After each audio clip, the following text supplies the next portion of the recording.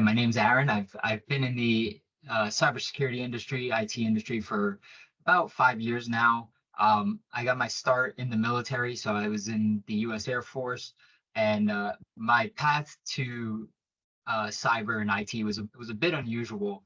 Um, I came into the Air Force as an HVAC technician, so working on air conditioning, heating, that kind of stuff. So not really anything to do with cyber just yet. And when I got to my first duty station, uh, they had an opening in the ICS shop, the Industrial Control System shop, and so they picked me to go over there and help build up the shop, secure it, secure our ICS network. So from there, that's where I really started getting into networking and setting up servers, doing IT help desk. We had an energy management system with users, so I was responsible. If users had to reset their password or they got locked out of a system, I was there going to help them get back in. We were also, again, configuring servers, setting up new servers and software. And then we were, on top of all that, we were responsible for making sure our network was secure, making sure we were monitoring the traffic on our network. It was only me and three other guys, so very small team, and we were responsible for everything from the HVAC units, the electrical, the airfield lighting system, uh, hot water, heating, plumbing, anything that was connected to any ICS controls, we were responsible for. So that's where I really got my start. I got Security Plus, and from there, I just continued to grow and learn. Uh, I transferred schools as I was getting out of the military. I transferred from Arizona State. I was going there for software engineering, and then I transferred to SANS Technology Institute to finish out my bachelor's in applied cybersecurity. So there, right now I have 6 GX certifications. I'm doing 3 more. I'm working on my GCAF, so GX certified forensic analyst right now, and yeah, and I currently work as the sole cybersecurity analyst at a bank, so a medium-sized bank, and I've been there for about a year now. So I do a little bit of everything from managing the SOC platform, vulnerability management, uh, risk assessment, risk management, a little bit of threat intelligence. I do my own kind of threat reports every week and help, what's the word?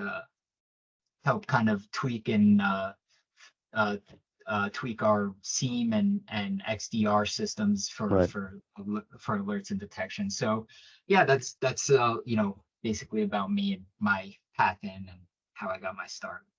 No, that's pretty interesting. So yeah, from in the military, from ICS system, and you started with a non-IT, or I would say non-cybersec, getting it. So what was your motivation? I mean, is there, or you are inspired, or you started liking the work where you decided, hey, I want to be doing this. Tell me more about it.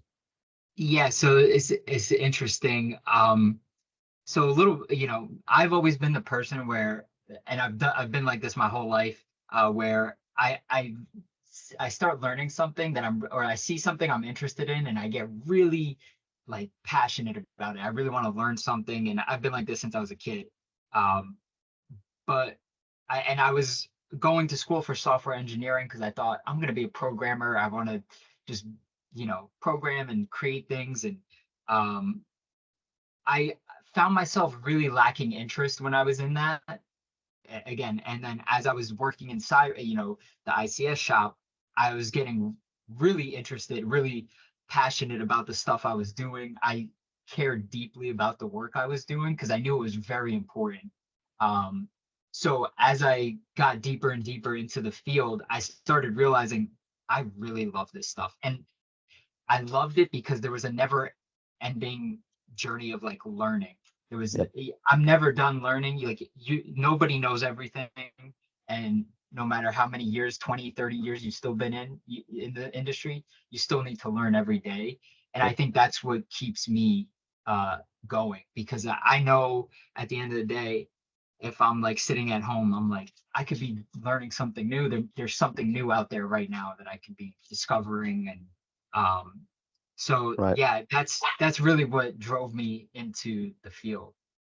Yes, so I would summarize this because it's all about you're being challenged. That's the beauty. Yeah. And the only uh, change is the only constant thing here is the change. It's always changing. And if a person knows their personality, everybody's different. If you're like that person where you're being challenged in a way that you want to explore and discover new stuff, that's the beauty. Whether it's an IT or the cybersecurity, because as you just said, it's always happening, it's always changing, and you learn pretty much every day, depending, So that's all good. Um, so and you have this certification which is quite impressive and working in a bank. So like, you've been looks like a clear vision, like because having the right certification from Sense and getting and letting yourself a job in a bank. So just tell a little bit more so the audience who are in the same spot as you are or wanted to be you, maybe inspired by you, what do you do? I mean, and what you like, what you don't like. Yeah, so I'll hit on the certifications, right? Because I see a lot of people right now, they going for a master's degree in cyber, or they're going for a bachelor's, or they're just getting certs. And when I got my job, I only had two certifications. I had Security Plus, Mhm, CompTIA Security Plus, and I had GIAC GFACT, GFACT, which is GIAC Foundational Cybersecurity Technologies. So it's a mhm. fundamental, like beginner level cert. There's nothing crazy. Um, when I got my job, I only had those two certs, and I still don't have my bachelor's degree. I have an associate's degree, but I do not have a bachelor's. The reason I got my job is not because of my certifications is or degrees, is because of what I know and how I can present and communicate what I know. So I think, now I have 6, 7 certifications, but I was already in the job by that point. Right, Um, so I think what's really important and what's worked for me, two things, really worked for me was continuing and learning every day, but documenting what I learn on a website, or like, a portfolio of some kind that is open to the public that people can see and show that you have knowledge. Um, and again, learning how to communicate. I think soft skills are very underrated in this field, and people don't understand that it's not just about how, if you're the greatest pen tester in the world, but you can't communicate effectively, nobody's going to want you on the team. So I think communication, learning how to speak your mind properly and communicate your value, right? Yeah, at the end right. of the day, this field is a cost center for a Yep. company, right? We don't bring in any money unless you're some kind of security service provider. But if you're working for a bank or some other kind of industry like that, you're a cost. So you have to, when you go in, you have to show that you can bring value to the team and that you're worth whatever whatever the salary is, you're worth it, and that you're gonna bring some new ideas, some new perspectives to the team that is gonna help, you know, uh, better their security posture. Right. No, yeah, I know. And I know you already have a ton of questions. And so I wanted to start with one of these. You just mentioned, you touch a very good point, which I have not seen. Usually, I don't see people talking and discussing and soft skill and communication skills. End of the day, it's all about that because you have to be able to explain some terms in cybersecurity as you are going to explain your grandparents or your kids. If you can sometimes have to go Right. that far because you don't know every time it can be a different audience. But again, if you're working in a control like in a bank, you know your audience. But if you are in a service delivery, it's totally different. And you gave a very good example. No matter how many vulnerabilities do you find, if you're not able to define the risk and the impact of those risk on the business, because it now connects with the cost center. Because why would a business invest you in terms of salary, or if you were to go over a budget, question how is going to impact my business end of the day, so this is on the high level decisions are made, and this is all the way come from top to bottom approach, Right. and that's very important. It's not about hard skills all the time, but folks, yeah, hard skills are good, required, mandatory, but if we really want to grow, that's where the soft skills and communication skills and your presentation skills matters the most. Yeah, So absolutely. It's go ahead, go ahead. yeah, I was gonna ask. Yeah, go ahead. Floor is open. If you have any questions, yeah, shoot him Yeah, out. just yeah, I did have some questions. And I just wanted to little at first I just wanted to know a little bit more about how you got your start and how you've seen the industry change over the years. And how it differs from when you started to now, Hmm. and what were the challenges you had to overcome, or did you notice the shift going on when you were in, like, when you were in the Right. beginning? Did you notice the shift coming as the years went Yes. on? So I started long ago at the time of dot-com boom when security was just a firewall, Cisco ASA, and that time security was kind of non-existence, and IT was a cost center. But I was very clear what I wanted to do in the grade 9 or 10th. I read the book from Bill Gates, two books, Road Ahead and Speed, Business at the Speed of Light. And he talked about plastic money, he talked about customer services. So he kind of gave the vision, what the life we live today, 30 years later, pretty much. And I got exposed to those books back in, I don't know, late 1999, something along those lines when I was doing my bachelor's. and I did not do my bachelor's from US. I did it from Pakistan. And in our country, there are only two options: doctor or engineer. Okay. So I opted to go with the engineering, and all my uncle, aunt from my mother's side, and all this, they're all doctors or cardiologists or nephrologists. So there was tough, they were like, why don't you go to medical? You'll make more Yeah. money if you go to US. And they were all here. So I was like, no, I like that kind of person where, my interest was developed computers, and I exposed early enough, and I want to like to use a break and fix and see the results immediately, this kind of thing. And but that time I also like, I always loved studying the stuff. So back in 2000 early, there used to be a Shavlik newsletter or something, or research company. I published my article back in days about vulnerabilities, back in 2001 or something. And also, I worked right after my graduation. I worked for a software development house, which kind of did not pay me a good salary, but I learned a lot. Talk about Cisco Linux IP tables, literally going, all that hardcore skills.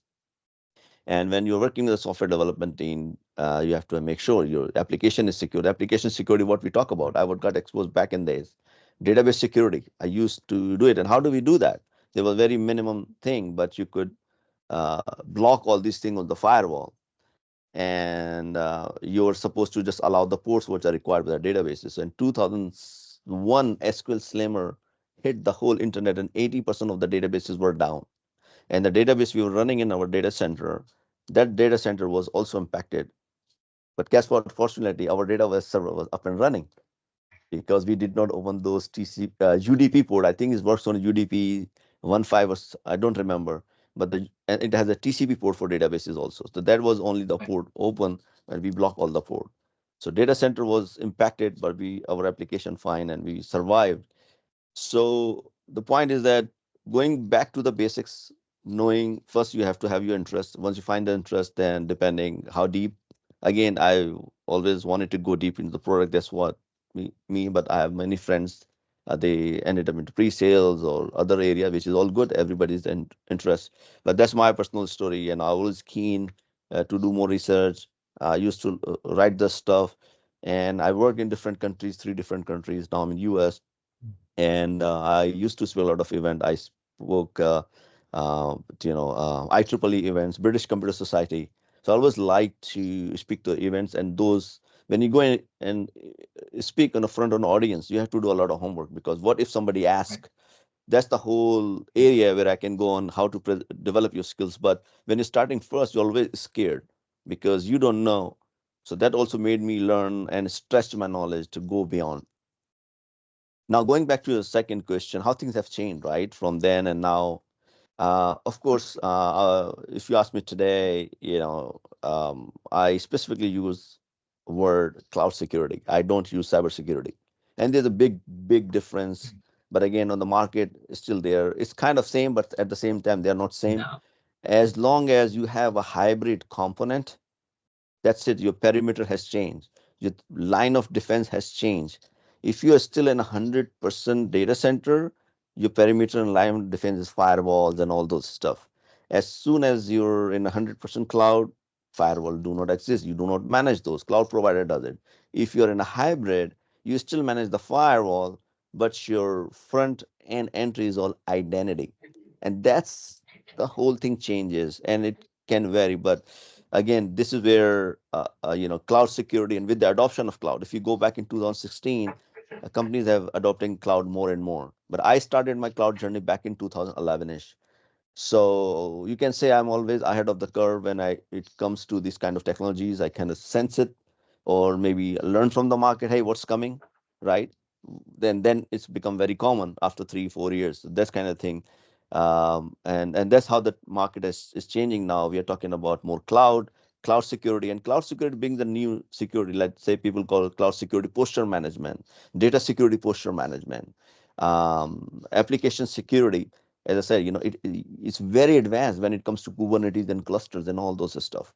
So this is how the market is changing. And then new technology bring new challenges, and this is where more folks are required to be focused there. And these in couple of years will become niche itself. Like identity and architect role did not exist 4 or 5 years ago. Now, if you go and Right. find people need architect for identity Yeah. space, just an example. Right. Yeah. And so I have two questions, but I'll start with the first one. So you said, you kind of stayed ahead of the curve. And so that brings me to my next question is in the next, 5 to 10 years, with we have AI, all these new technologies coming out. What is what is the thing you're looking to or the thing to focus on? Or if you're new to the field, right? If you're just getting into the field, what would be the thing to start learning right now so that in the next 5 to 10 years, when it's very popular, you're ahead of the curve? Yeah, so we want to keep it, let's say 5 years. 10 years is way too long, right? Because things have Mhm. changed. And so Right. let's say what's gonna happen, how things look like in the next 5 years, right? So definitely AI is everywhere. The way we see AI is gonna be get more and more adopted. But guess what? You are in cybersecurity already. You talked about you manage the SIEMs, right? You look into Mhm. those. So cybersecurity is one of those very few area in technology, overall technology, where AI has been used. Look at even Google, or if Microsoft, um, Google acquired a company. I don't remember the name. Start with C. I'm forgetting. So they have cybersecurity. So if you go back to the alert Oh, and monitoring, Mandiant? no, no, Oh, no. There's another no. Chronicle. I think their product name Oh, is okay, okay. Chronicle, which is sort of a SIEM. So if you look at threat and monitoring, right? Millions and millions attacks happens, but a human is not possible to do it. So if you go back in the days, they were not that advanced. Now all these threats are automatically handled. So AI and machine learning is already been there. But how do we bring it to the masses and the more audience to make it more practical outside the space of technology, right? In medical fields and accounting field, AI has to go. across different areas to Right. become our lifestyle. So the more it will go, the more will be the jobs and the more will be the problems. So there will be always problem. Privacy is the biggest concern today, if you ask me. And we will be seeing some people who are depending on the job role. But again, how would you make sure a system can design and then it can detect issues related to privacy? Of course, privacy is all about personal identification.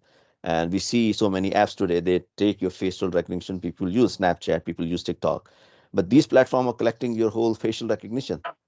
They can run it. They know. I mean, Right. that's a privacy concern. And I'm not Right. talking about TikTok. Even if it's an Instagram, people post their videos with the face. So if you go back 15, 20 years, the way I think it would have been very impossible if I launch a product and ask people, we will collect your data, I will collect your face, and we'll use for facial recognition. Now with these social media tools, they already gotten delivered. Yeah. Everybody's face is there. They can run it. If you look at from that perspective, it's data is Yeah. there, like billions and millions of people using it. So in 5 years, these are the one of those things will pose so many challenges. And this is where they will work together, in my opinion, the AI piece and the cybersecurity, because you'll see more different type of threat, like deepfake. Take an example, audio, now Right. video. Sora, if you do Right. like a Sora. So this is crazy. Next 5 years, next 3 years, a lot of stuff is going towards that way.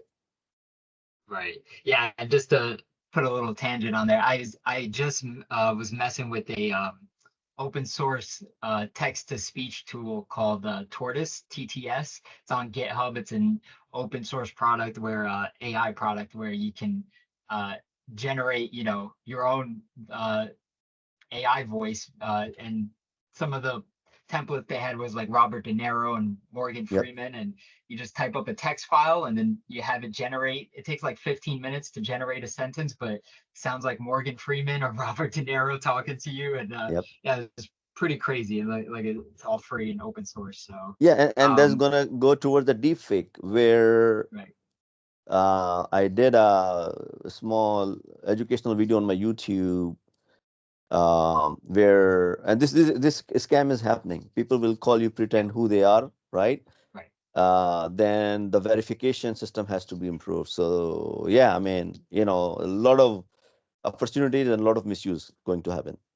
yeah, yeah, and so that'll bring me back to my next question, which I think a lot of people who are in the field already, or just beginning in the field, may relate to this question. So, you Yeah, know, do I'm still trying to find my way, and I still consider myself like a uh, cyber generalist, right? Like I'm not specifically, I haven't mastered any one set of skill, but I know a lot about everything. I know a little bit about everything. I know a lot of the fundamentals of everything. Um, Going as I progress and get further, I find myself wanting to kind of specialize more and more.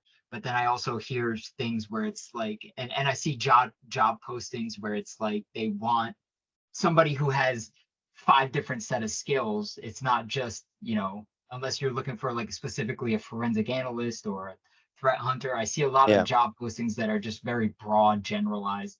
So do you think it's yeah. important to stay as a generalist, or, focus your skills on one thing?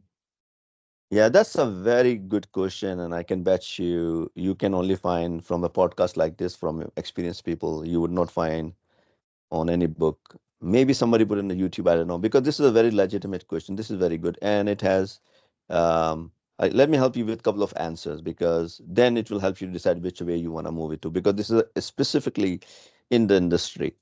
So this is true, that you need to have a knowledge of a lot of domains within the cybersecurity. When I say domain, those people who are watching, then they do not have security idea. So if you can go and look at CISSP or Cloud Security Alliance, there are domains in CISSP curriculum. They have 8 to 10 domains. In CSA, they have 15 domains. And when I talk about 15 security domains, let me give an example: identity and access management, threat and vulnerability management, application security, vendor risk, governance, risk compliance, and the list goes on. So these will become, and we already see today, identity and access management domain, we need an identity architect who's just responsible for that. Vulnerability management is existing from the last 20 years. Every cyber folk, you go and talk to everybody doing the patch and vulnerability. That's very known skills and threat vulnerability and all that. But there are new domains, as I mentioned, right? They are evolving. So of course, person like me, even I cannot be a master, but I know good enough that I can talk to you for the 15 domains for the next 15 hours easily. That's based on the experience I have, right? And my experience has been I work with developers, I've been a lead architect, I've designed so many cloud solutions. So my experience is very diversified. So that's depends. So how did you spend your 20 years basically, right? You'll find some people spend last 20 years is just focusing in one area. They might be Unix administrator for the last 20 years, for example, right? So that's another thing. And they are satisfied making good end of the day, work good life balance, making good money. So everybody has a unique journey. Yeah. Um, so how would you want to do yourself? How would you plan? That's the question. Hey, how I'm gonna do it? What am I supposed to be doing? There's so much to do, so much to learn. So one of those things one can look for is look at from the different roles available, because this is what is important. What role you want to see yourself in the next in the short term, 2 years and 3 years and 5 years. If you wanted to work for a particular role for a vendor, for Palo Alto or CrowdStrike or Cisco, and then basically you will be either working in the pre-sales or sales or product development. Product development is a hardcore where you work with the product development and you can go search, but basically you will be part of that team where it will be more technical. Pre-sales is basically customer facing. You're still technical person, but you have to work with sales guys and market the product. You will be going to the road shows and seminars. You will be part of that. And then you will be basically having an audience where you will just walk them through a product demo. Hey, this product can do this, it has this feature and that. So basically you're helping the sales team to enable and grow their sales with your technical knowledge. But there is a certain area and limitation, because then you can, or they will take, or marketing will take the feedback to the product development team. So pre-sales kind of role has a different names, but to the core and crux is that's what the pre-sales role is. So these are three areas. And even in those companies, whether if you are hired as a CISO or you want to work as CTO or along those lines, end of the day, they want to make and improve their product, because that's what they do, whether it's a Microsoft or Cisco or Google, you name it. Now, these similar role on the other side in the consumer business or whichever the corporate business, which is a banking, which can be a health industry, which can be a big four, is different. In those companies, they have some business division. Like I was at KPMG, so we did have advisories. I was not part of that. I was part of engineering. But in advisory, there are advisors. They go and talk to the customer, assess the environment, and that's how they work on it. But in these companies, if let's say if a bank would not have this role, depending what bank it is or along those lines. So if you work in a bank along those lines, this is where that role, they will not hire for such role. They will hire somebody who can deliver the job, who understand the technology. And this is where you need a broad knowledge, because now Right. you need to understand the operating system, you need to understand storage, you need to understand the compute. And that's why you need to have a broad experience, but you have to have some niche. Let's say you could be a firewall, a Palo Alto engineer, but at the same time, databases on a high level. You don't need to know row level encryption, for example, in a database, how Right. to implement, but you need to know how these things work. So this is where these things changes, and this is where things change all the way to the top leadership, because a CISO in a bank has different deliverables versus a CISO for Cisco would have a different deliverables, if that answers your question. Yeah, no, And it that's does. and this is how one can help, because there's a confusion. People say, okay, I'm going to go and do this. That's fine, somebody who's starting, but as you go on and you learn more and you grow, uh, that's and this is where also sometimes helps, we have to do the homework for your next role basically. Right. Yeah, and I think it comes back to um, right, bringing value to your company or whoever you work for. You want to bring that. You want to make sure you can bring value. So, in my head, I'm looking at it as like the more I know, the more value the more spread out my knowledge is, the more I can bring value to to my company. So and then I always feel like after work I can continue focusing on a specific niche skill on my own. And that's I think that's the, going back to part of what, keeps me in the field and inspired is like I can come home and do any kind of cybersecurity role that is out there. I could do it at home on my computer for free or pretty much for free. And so like I'm really into security research and analyzing attacks. And so I have honeypots set up all over the place, and I'm always Nice. looking at that stuff. And so again, just bringing value to the company. And yeah, that was my question, is just how could I, you know, wanted to see your perspective on that. Um, would you say there was any um, significant milestones or like turning points in your career where it was where you kind of knew like you could Mhm. take that step from a entry level mid role to like management role, like I could start helping build infrastructure or lead this kind of team? Was there any turning point or something that you did that helped you realize that potential, or was it just time in the industry? No, I would say there were three turning points in my life. Three of them I can remember as far as. So 2007-ish, I was in Dubai. I used to work there. And I used to run a lot of road shows with Microsoft. I used to invite a speaker to my events. I used to organize those.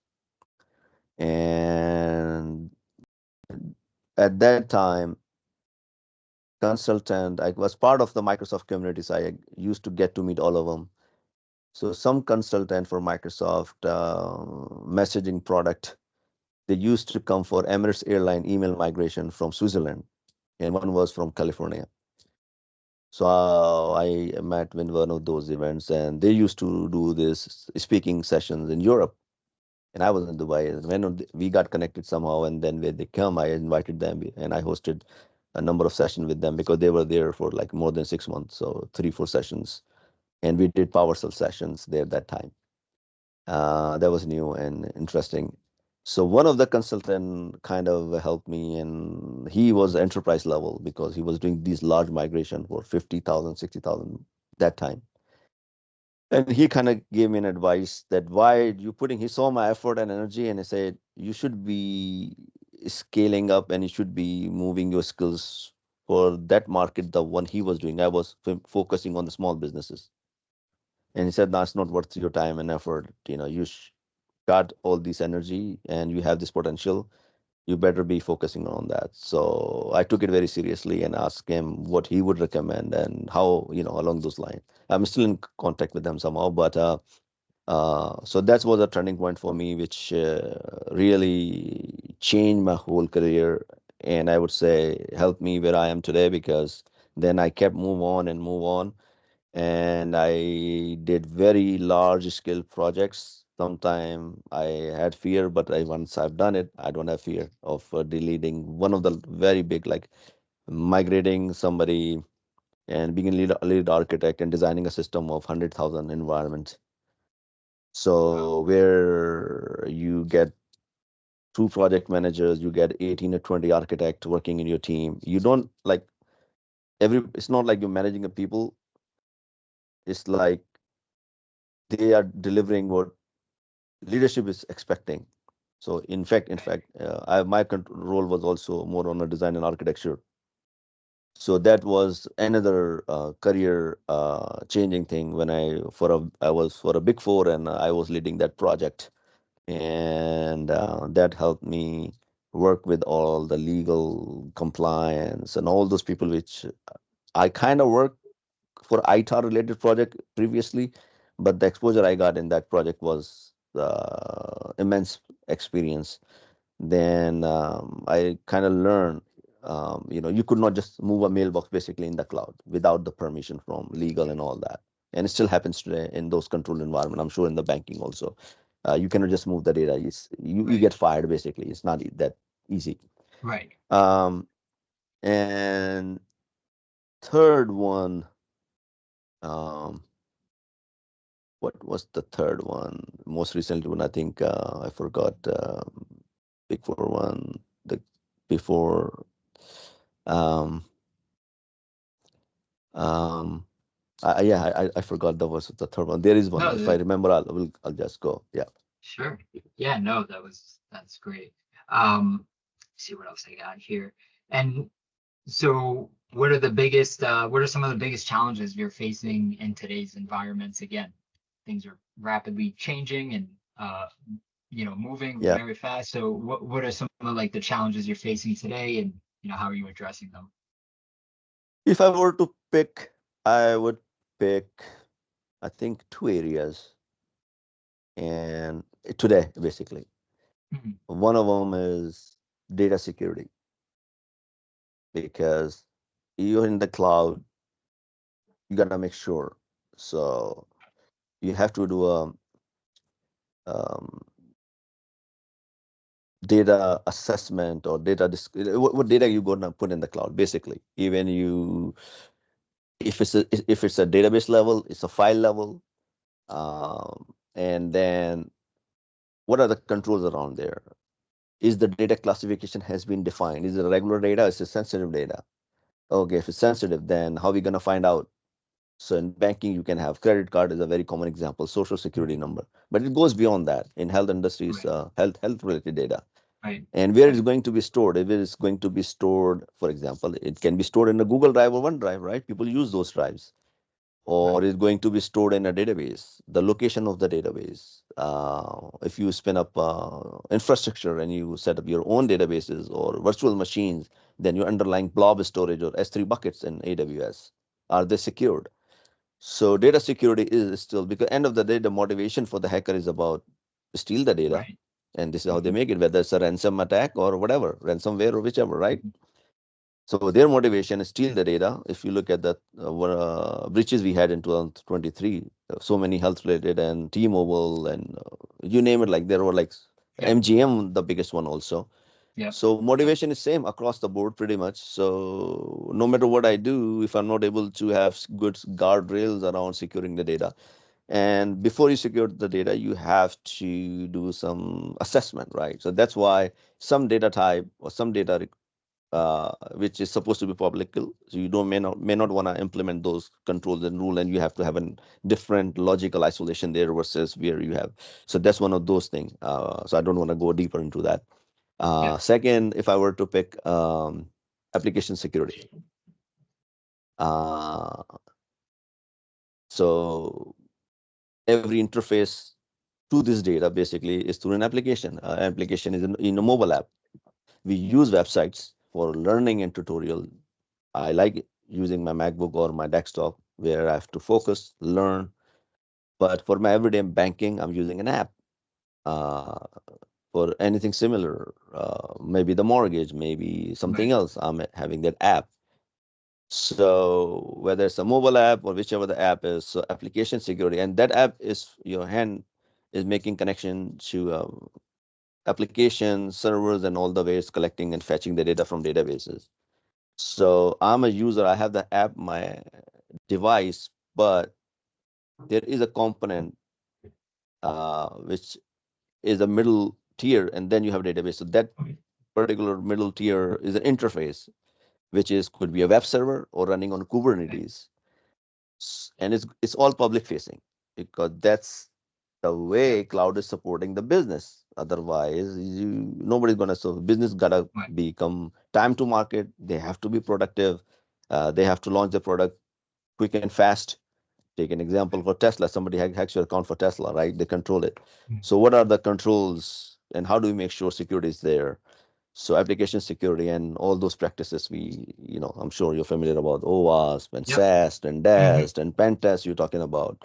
So these things will grow mhm, and I can also see a lot of automation there, but still they will have a lot of automation. I was seeing some pen test automation tools are there and everything, right, but still, there is required skill set people are required, because one vulnerability in one environment may not be applicable to the when you look at the CV score right, and all that.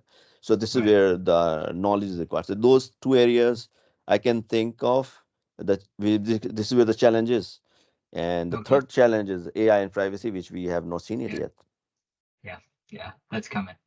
Um, Yeah, then so now I'll turn it to a different question. So yeah, back to soft skills. Um, I do a little bit of mentoring for veterans transitioning out of the military, going into specifically like cyber or IT. Um, I try to help them, with their transition.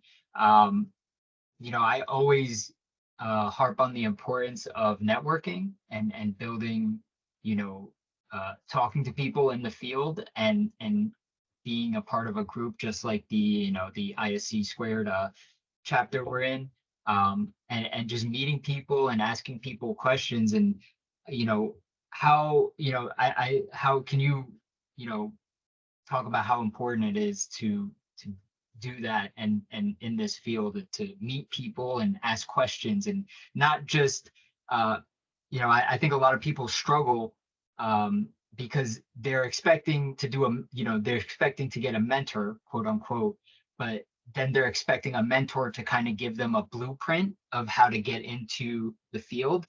And I tell them all the time, there's no blueprint. You have to make your own path, and everybody's experience is different. Everybody's skills are, their strong suits are different. So you kind of have to make your own path, and you have to learn how to ask the right questions for yourself. So, could you just talk a little bit about that? No, that's very important, and there is a huge value, and there is no alternate way when you meet in person. That's for sure. Regardless, people work remote and all that. If you really have to build a good relation, you gotta attend IC local events or whichever networking, social networking event, technology related event is there. The more you attend, the more connection you make, and it's like an icebreaker. Some people don't have they feel okay, I might go and say hi, so that's you have to. You may not be able to the once two or after two three events or four events, it will automatically develop that skill, that you will get more Mhm. confidence to go and ask and introduce yourself. So I get that people, when they start, they have this pressure. So that's one of those things. In If you attend all these events, yeah, I mean, you go and meet, and all the time is not necessary you'll find the right contact, not necessary they will respond to you or connect on LinkedIn. They're all different, but don't be like one of those people to become hopeless, because if you send connection invite to 5 people, they accept, fine. Otherwise, go next time, go to 10 people, to 15, because you lose nothing end of the day. And that's how the life is, because you have to be focused.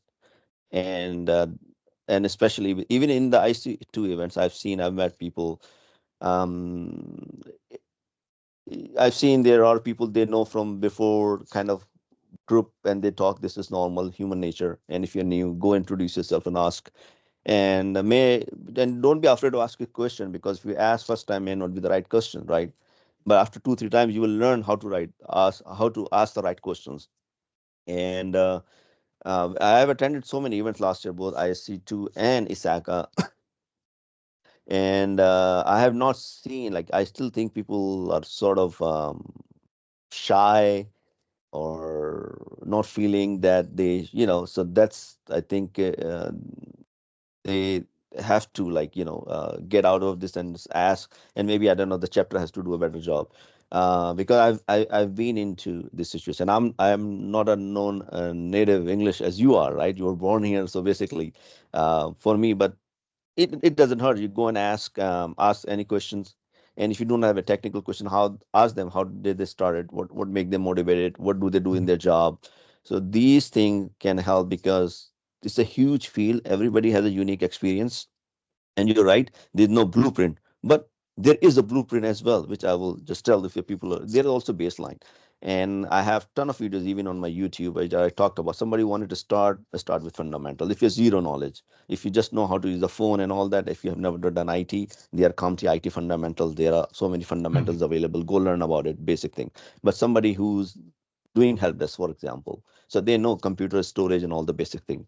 So what are the steps for that? CompTIA again has a good job done, because you may not have to do all the certification, they're expensive, but the syllabus is good when you look at A plus.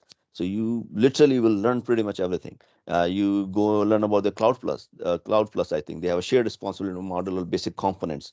You go and learn about Network Plus, or you learn CCNA, one of those things.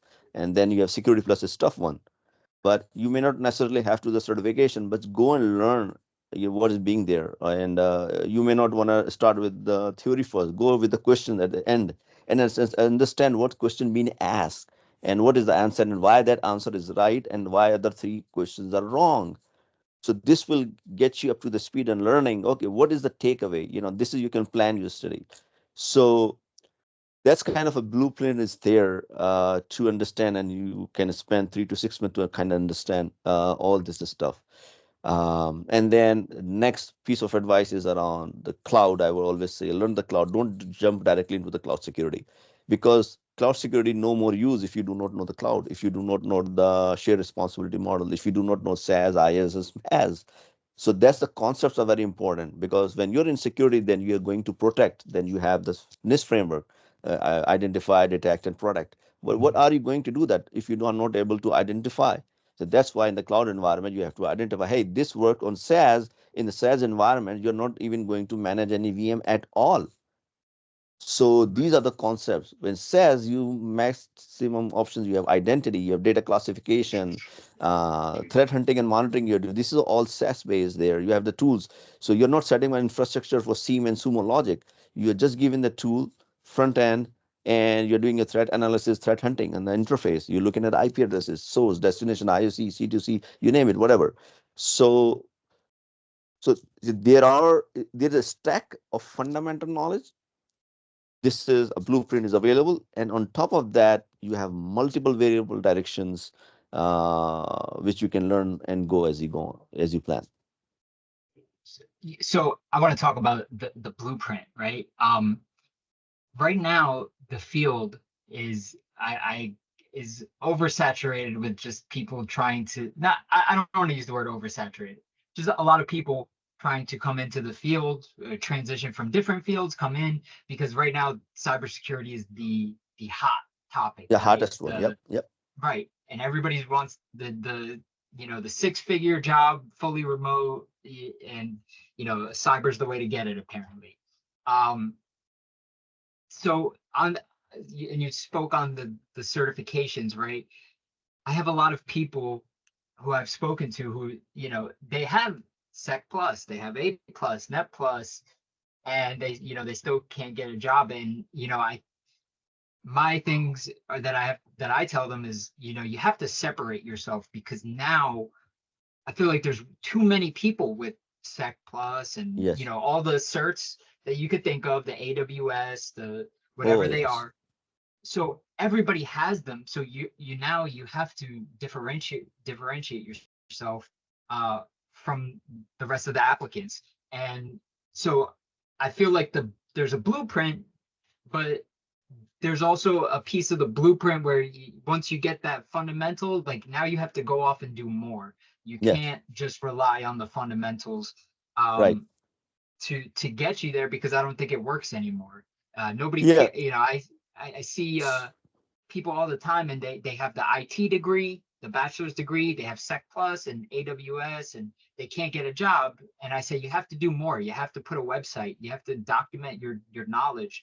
Um, so do you Yeah. see the value in doing those things No, nowadays? yeah, that's I was coming there. That's I'm glad you asked. So we talked about some of the baseline stack, Mhm, certification or not. There are CompTIA for certification, let's say A plus, Security plus, Network plus. At least have get done with one, not right. all three. But even if there are people of three and they're not able to deliver, Mhm, let's talk about it, because we have put a job, you will have 100 people applying with AWS architect position or Azure, whichever the case. So I tell these people, go and ask yourself, put yourself in the situation of the hiring manager, and come up with a scenario with the job details requirement, and how are you going to prove that you're able to deliver on the job? So think of this way. If I have an issue, the IT job is different. Like, it's more of a deliverable when you are in the first 5 years, because depending, but that's I think is my kind of thing. 3 5 years, you're still You have to prove somewhere around. Then after 5 years, things changes. So even if you have a master's degree, even on my social account for TikTok, I have like a very good following, pretty much 12,000 people there, and they have a bachelor's and master's degree. And they ask the same question that you write on spot. With the experience, with the certification, not getting job is of the experience. And we'll see if we can cover today or not the experience versus job and all that. Let's say, so it's about how do you prove those skills that you are going to deliver in that next role. How would you impress? So you have certification, you have gone through that window, now you are in a screening, you're having a face-to-face audio or video call. So you have gone through the first line of interview, you shortlisted. And in that interview, there are two ways to answer this question. And I will tell you what's the difference between an experienced person or not. If you ask somebody, how about this situation? Um, so someone would having the certification, no experience. Yeah, I will go and try. I will go for this. I will try this. Yeah, there's something like that. You kind of feel that they are not hands-on. Mhm. The one with the experience, with the hands-on, even they did not have a job, but they have done enough labs. Oh, I will go in AWS or I will go in Azure for this feature. I will go and create the some users, and I will set the policy, a minimum password strength policy 12 or 16 character, and I will also try to force MFA. Me, that guy or girl has gone through that exercise. So if I'm hiring someone, I know you're in the field for 1 or 2 years. I'm not expecting you to design the whole system, but things you have certified, at least speak to it. How would you do it? Okay. Have you done Mhm. enough labs? If I ask you what things you would look into if there is some security related alert, you would know, Adnan, I will go and look for Windows log. I will go into SIEM and look at the logs. Where are the logs are coming from? I'll ask you. Yeah, these are the system logs. They are coming from Windows system. They are Windows 7 or Windows 11 logs. They are the MacBook logs. Because my next question would be, okay, what's the source of these logs? If you do not know the source of log and you're certified, then you know, then you just memorize the data. This is good. I'm not saying, but once you're certified, ask yourself to justify. So that's why you have to work on a small, take a piece of that. Your home lab, as you mentioned, is a network lab itself. I'm not telling people go and unplug the network, then out of disconnect it, but you can have some VM box, learn subnetting. What if you change the gateway? Everything will be shut down. What's the impact of having a gateway? What's the impact of having two same IP address on your network conflict? So basic thing. What's the importance of DNS? You cannot have an internet working today without DNS. That's the importance. Mhm. So somebody in AWS architect, engineer, whatever it is, if I tell them, hey, go troubleshoot these things, and if you do not have these basic concepts around those lines, so that's why I see people struggle getting those of even I have seen some people senior level, they're applying for some architect level position, and I ask them some of the basic stuff about the architecture. That's another area. So yeah, that's very important to do the homework, understand in the lines of the job description. Go use Bard or Microsoft ChatGPT and put that line. Hey, what is expected? So learning tools are available there. Yep. So again, if people take that approach, they cannot go wrong, and they will increase the chances of hiring for sure. This is what I would do, or I do when I come across something new. There's so much information available, and Yep. that's my thought process. Yeah. And you're right on. I always tell them, I said, like, once you get the certification, that's the beginning. Now you have Yeah, to start applying the skills that you learn there to show that you can do the job, right? That I think they see the certification as the end game when it's really the no, beginning of the game. correct. Um, yeah. No, that's absolutely correct. Yeah. You know, I don't know if we have an hour. That was the hour, or Yeah, if you have how one long? more question, yeah, no, I have no issue. I can go 2 hours, right? I think is the audience, that's what important it is. If they think this content is good, and we can ask if they Yeah. want to have in the future longer. I have no Yeah. issues. Yeah, Well, go ahead if you have further question. I have one last question. This is my last question here. Um, Book recommendations, right? Like, do you have any uh books, whether it's technical or just books about life, like help in general about life, or whatever, that have helped you, that anything you recommend? Right. So two books I already mentioned, but in my rack, I'm not a big book guy, but when I Okay. have time, one of the book I like the most is Rich Dad Poor Dad Okay. from Yeah, Robert Robert. Kiyosaki. Yeah, I Yep. love that guy. Regardless, I watch his podcast all the time because, and I'll give you why the books I read, the reason behind it. Um, Or I have podcast recommendations. yeah, Yeah, yeah, either or. yeah, Robert Kiyosaki. And I'll tell you the reason. And second one is Tony Robinson. I love this guy Okay. regardless.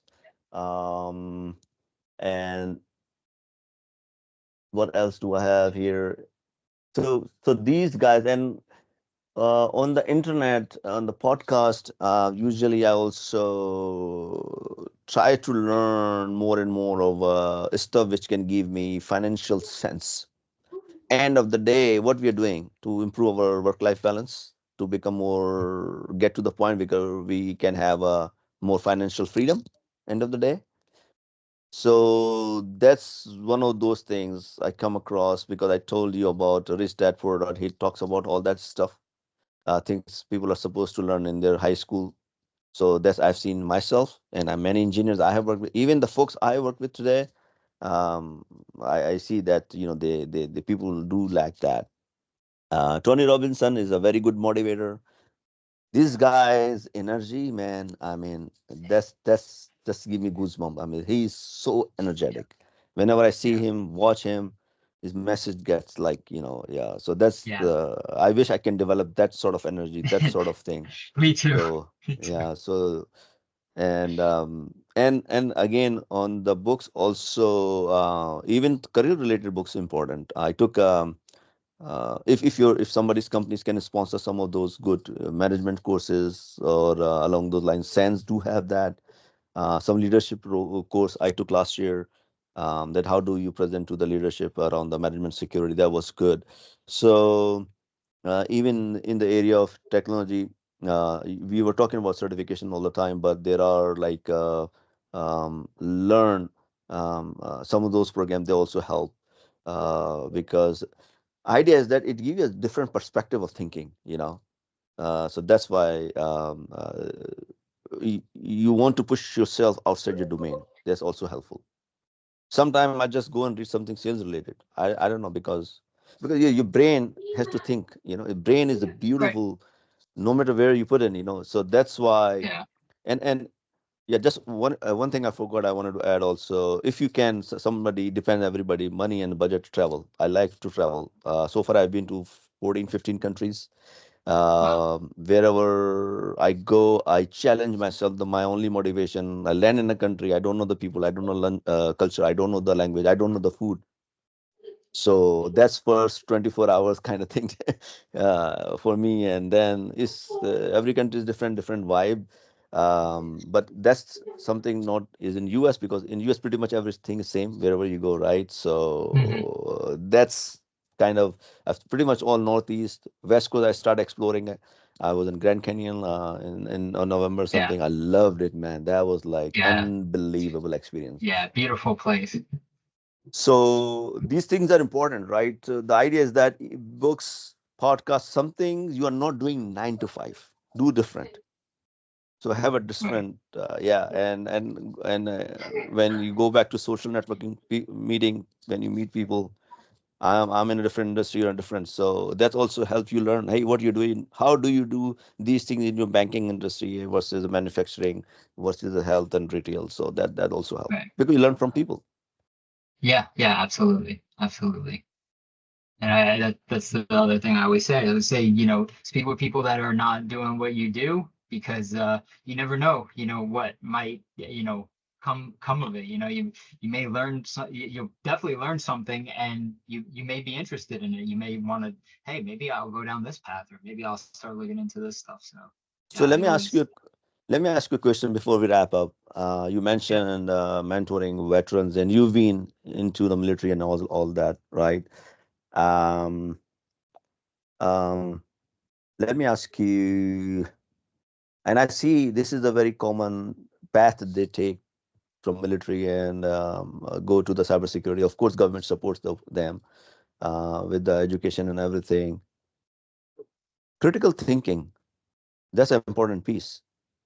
So, like when you see those guys, and like I'm just curious to know when people in veteran going to like how much like learning, but critical thinking and the skills they run on the field, how close they work in the field of cybersec. Yeah, so here's the thing: everybody's experience in the military is 100% different than what everybody's just different, and everybody's experience is different. There's people I know who I've worked with who used to work for the NSA, and they were in the military, but they worked with the NSA. They worked doing some very cool offensive red team stuff, or signals intelligence, or you know way different fields than I was in. And so you'll know, it comes down to, the person and what field they were in. But a lot of veterans, and all of my friends who got out around the same time that I did, they all transitioned to government contractor jobs. So they all work for companies, but that are contracted by the government. So they all work on military bases Mm, as civilians. And you know, critical thinking, when you're in, definitely sometimes it can be taken out of it, right? Because you just do what you're told. Hey, mm. I need to, you like, there's no ifs, ands, or buts. It's like, you get this done. We need this Commands, done. Like, yeah, there's they just command you. right, and you have to do it because, for example, one of the things we had to do every quarter was we had this we had a ATO, authority to operate. Mm-hmm. That, and every quarter we had to get scans done. We had to, you know do the paperwork for the scans, submit them, do additional paperwork every quarter, to submit to the big Air Force, the headquarters. And if we didn't get those things done, we had to shut down our network. Like, there was no, Oh, so there's, if you're not on it, it ceases to operate. Like, you have to, so there's no ifs, ands, or buts. You have to get it wow. done. um and that's where the critical thinking will come in, because sometimes it's like, oh, obstacles, or challenges can always appear, right? So you have to Mm, be, but I think the military does a phenomenal job of preparing you to adapt and overcome, um, any kind of challenge. And really, that's part of why I've been so successful. mm-hmm, I work a full-time job. I go to school. I have a 1-year-old. mm-hmm. Um, Nice. I do all this extra stuff on the on my free time. I participate in CTFs. I Mm-hmm. mentor. I want to do the podcast. It, I just, there's so many things that it prepares you for. It just prepares you to take on anything. And Mm-hmm. so I think really any veteran really has those skills coming out of the military. Mm-hmm. You have those skills and you have the motivation, right? Because now Right. this time it's not doing what I'm told, right? It's doing what I want to do. Mm-hmm. So I think a lot of Makes the people sense. I talk to have that drive and the motivation. It's like, I have all these great skills they've imbued me with, and now I can Yeah. take them and go as far as I want. Right. Yeah. One of the common piece I can think of, they already have done the physical security piece of it. So that's another Mhm. common thing across that. Now that absolutely makes sense. I like that things what we're told now. You like things you wanted to do. That's another important Yeah, piece. yeah, So yeah, that's will keep you yeah, motivated. yeah. All I, right. th- I Any other? think that just I'll just end on doing what makes you happy, right? Like, I don't do anything anymore that doesn't make me happy. If it doesn't bring me any joy, or I'm not doing it, I'm not participating. I only do what makes me happy now, and that's what Right. it keeps me going. So So yeah. So thanks for everyone. If you're still watching it, if you liked it, let us know in the comment. If you want to see the same content, same conversation, like Aaron and I can go on many different topics which we have not talked about: red teaming, blue teaming, threat hunting, I mean, we can get Absolutely. into the weeds of this stuff. I can throw 10 scenarios to him, and then, Let's do it. we can do a lot of, and the idea is that just to learn, jobs are there, and for those who are not, like as I explained the reason, but jobs are there. Companies are looking for talented people, and these are the jobs will be there for a long time. So again, if you're interested, let me know, and also I'll ask Aaron if he can share how he manages his blog or work and projects he was talking about, so you can learn from his as well. And stay tuned for the more podcasts. We'll be doing that.